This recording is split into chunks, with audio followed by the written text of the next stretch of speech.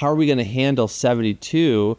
And he goes, don't worry about it. You got EEs. What do women get out of Islam? Okay. So she's asking him, hey, if men go to heaven, they get 72 virgins. What do women get? Good and question. this is his answer. It's a very good question.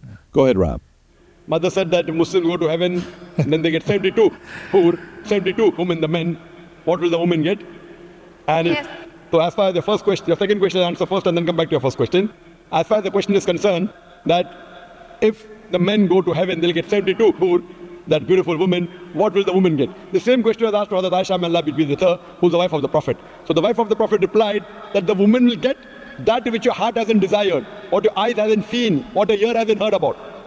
That means, inshallah, you will get something equal. What your heart hasn't desired, what your eyes hasn't seen, what your ear hasn't heard. So inshallah, if you go to heaven, you will get something good, which inshallah you'll be satisfied. But the question is, first you have to enter heaven. If you don't enter heaven, you won't get that something which is good.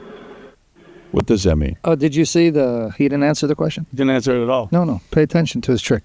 Oh yeah, the Quran says, a woman will get what eye hasn't seen, right? Okay, well, hold on. Does that mean she's going to get 70 men? He never said yes. Did you catch that? Because he can't say that. That would be a lie from the pit of hell. So he's an excellent politician. He knows how to get around it. Because if you pay attention, he never said women will get multiple men. He can't say that. So, but you're going to get delights that are mind-blowing. Okay, I understand that. Does that include that the woman gets multiple men? Oh, but you're going to get what the eye has never seen or the mind has comprehended. Okay, but does that mean I'm going to get more than one husband? See, this is the rhetoric I'm talking about. But what do women... Muhammad had 9 wives at one time. Today, you're only supposed to have up to 4. But then in heaven, you get 72. So it's like we're moving in the wrong direction. Well, they actually, I think, get into the math of it. And it's actually kind of funny when they go, just a basic mathematician goes, this doesn't literally add up at all. Oh my gosh, okay. Get in the Muslim religion. Well, in Islam, Can I tell you? Yeah. You will be part of the Houris that your husband will deflower for all eternity. Tell me more. Okay, now let's say you're a good Muslim woman. Yeah. You married a Muslim man. Yeah. Now it's difficult to ascertain if you've been married multiple times, which Muslim man. But if you pass the test and you had a good Muslim husband, Allah will then make you part of those Houris for your husband to deflower. You'll be one among many. No, it's a crappy deal for the girl. Why do you think she asked? And notice he never said, oh, you're going to get 70 men. He can't say that. He knows he'd be lying. So that means a Muslim woman, she'll have huge breasts, firm breasts, 7833. She'll be part of the Hur al-Ain. If I tell you where that word comes from, our English word whore comes from that word, by the way. I was just going to say, it sounds really familiar to whore. Just throwing that out there. Really, it's not, yeah. When he said, you're going to be a whore? I was like, okay, that didn't sound... I was almost going to break out with an impression. The brother said, but we're not doing comedy, Vincent. Vincent, we ain't doing comedy. Look at his birthday, by the way. What is it? October 18th. He's born on the same day. We have the same birthday, 13 years apart. But thank God. Yeah, you're God. a muscular, handsome Assyrian beast. Very different, buddy. Surrounded by muscular beasts too, but anyway. My man. So the contradictions of what a man gets versus what a woman gets. Yeah. If I'm a logical guy and I'm truly looking for a religion and I'm open-minded. Yes. And I'm looking to the Christian church, I'm going, studying Judaism. Maybe I can go that direction. I'm studying Scientology, LDS. Oh, and I'm also becoming a Muslim, right? 72 virgins. How can I buy into that if I got anything but a B or higher in math in high school? Do you understand what I'm saying? I don't know if you got what I'm saying. So how does the math add up? Yeah, what do you mean with Islam? How many billions of Muslim men have died? Yeah. That means there is 72, like the math. Yeah. So help me. This is a math question I'm asking. You underestimate the greatness of Allah. Yeah. That's probably what it is. The problem is Allah can meet the demand by just creating as many Hur al-Ain as you need. See, this is why you're a kafir, brother. You don't have faith. Allah can do what no eye... Didn't you remember what no eye has seen, brother? Yeah. No heart has come... By the way, that's a plagiarism of Paul. Mm-hmm. He was quoting Paul because Muhammad took Paul's words. That statement comes from 1 Corinthians 2, verse 9. But Muhammad heard it and misapplied it, misappropriated it. So if you go to 1 Corinthians 2, you're going to see that the context is about what God has in store for believers who love him. It's 1 Corinthians 2:9. But Muhammad took it, adapted it, reinterpreted it. So ironically, Muhammad is quoting Paul, not Jesus here. Because if you go to 1 Corinthians 2, you read 9 all the way to 12, you'll see what the context is. It's in verse 9. What no eye has seen. Wow, sound familiar, brother? Yeah. What no ear has heard. What no human mind has conceived. The things that God has prepared for those who love him. Wow, I Can you heard play that again, Rob? Sounds familiar. Can you play that again? Go ahead. But mother, brother said, Don't actually think about it too literally or logically. Yeah. Because you also have the idea of the virgins regaining their virginity. So they're deflowered and reflowered and deflowered and reflowered. Yeah. Like supernaturally. Yeah.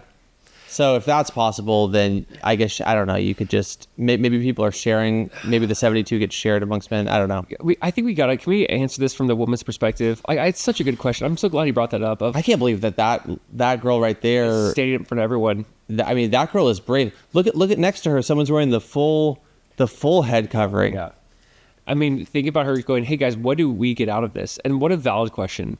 I mean, here's the thing. One, this is how you know, and this has like a double meaning to me. This is how you know it's man-made, and this is how you know it's like man-made. Oh, yeah. Okay, and we probably talked about this before. I'm not sure if it's been on camera, but you know a religion is man-made when the best version of heaven is just forever sex.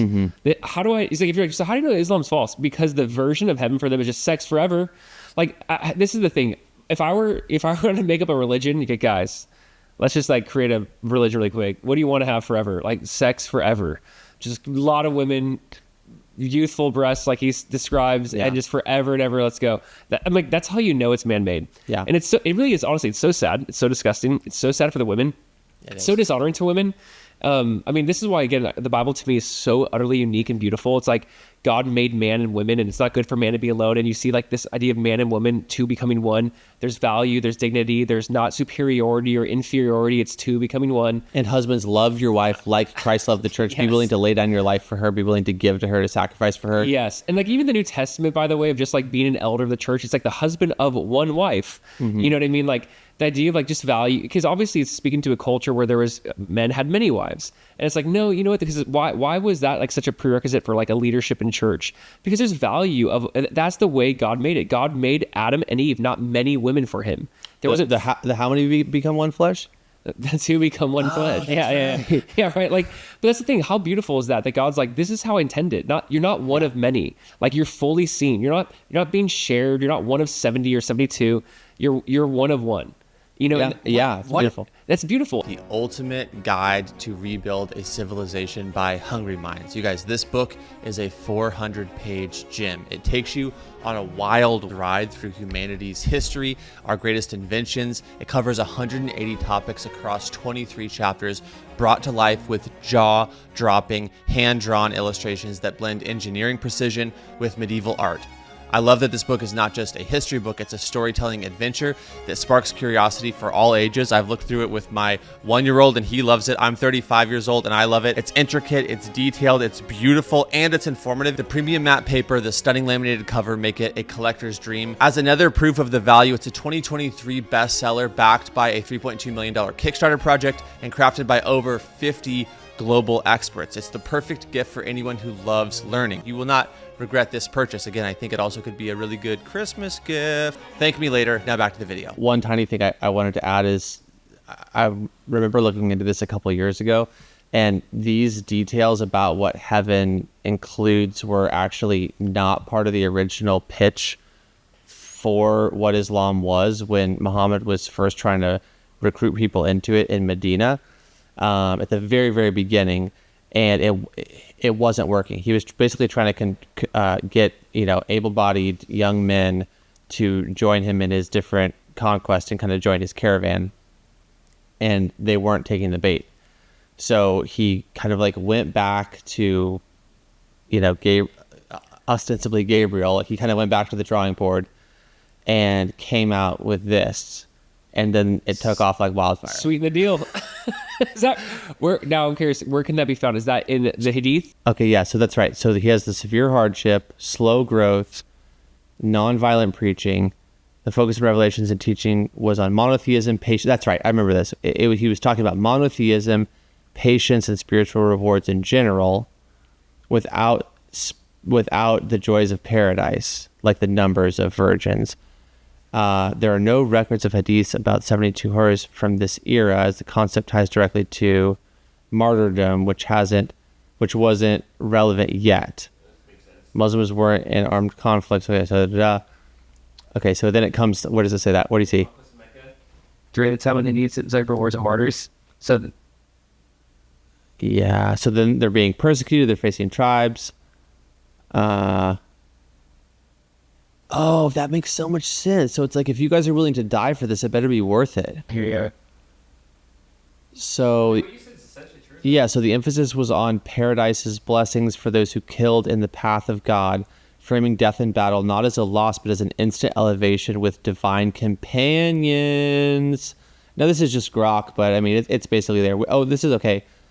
What is this? Heavenly Virgin, Wiki Islam. I didn't know there was a Wiki Islam. That's so crazy. Oh, my word. I mean, sign me up, bro. Oh, my word. Yeah, so he's like, okay, we're taking heat. So, okay, I'm still reporting. So, I did not misspeak here. So, they're taking heat. They're taking persecution. Things aren't going well. The guys are losing interest. Nobody wants to really die for this thing. He's got to double down. He's got to sweeten the kitty. And Gotta come up with a new phrase. and here we go. He comes up with, oh, that's right. This is another key part. For example, one of the 6 major hadith collections, narration states that every male admitted into heaven will be given, I'll let you say this, Josiah. Yeah, you can read it. EEs. I'll let you guys read there. EEs and wed 72. So that makes sense, right? Because each having, yes. How do you convince someone to kill themselves and others? Yeah, because and it makes sense because they were thinking to themselves, how are we going to handle 72? And he goes, don't worry about it. You got EEs. Yeah. So this, yeah, to your point, is clearly man-made. I just wanted to make sure I wasn't misspeaking there. There it is, folks. According to wikiislam.net. And honestly, like, we laugh, but it's sad. It's so sad that it is. It's actually gross and. But again, like, if you're a woman hearing this and you're in the Islamic faith, yeah. I don't understand how it's like, you know what? It does sound man-made. Like, this is what men would make up. Yeah. Oh, totally. Yeah. I mean, Jesus offers a better way. You know, he'll meet you where you're at. He loves you. He gives you value and dignity. He died for you. He's prepared a place for you right now. I mean, the fact that you have a groom who provides for you and meets your every need versus taking something from you. And it's not just some man. It's Jesus who loves you, is with you, and comforts you and keeps you safe. It's like, it's not just some random dude in paradise you're with 70 other women, you know? It's just so different. It's so clearly man-made versus like heaven is just like eternal relationship in safety, in peace, in joy, with responsibility to some extent. It seems as if there's some sort of responsibility in heaven.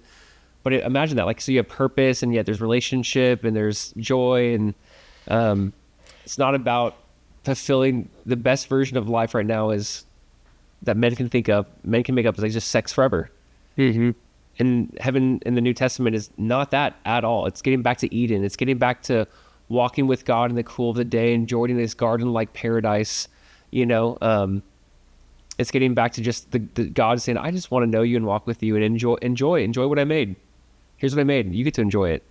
Not other people enjoy you." It's just so clearly man-made. I don't know what else to say about that. Yeah, I think it speaks for itself. Dude,